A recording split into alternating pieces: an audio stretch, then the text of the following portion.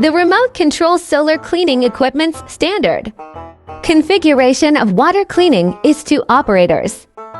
It is hard for 1 operator to do water cleaning. PhiCleaner's operation with fewer operators.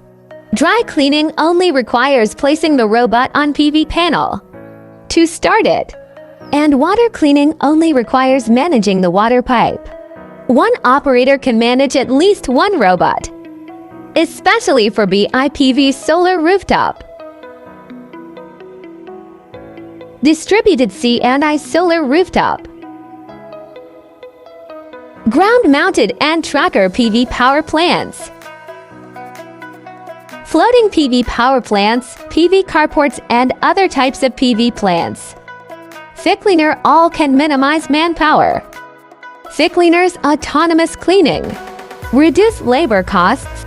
Ensure personnel safety. Maximize cleaning efficiency. Are you excited about such a perfect robot?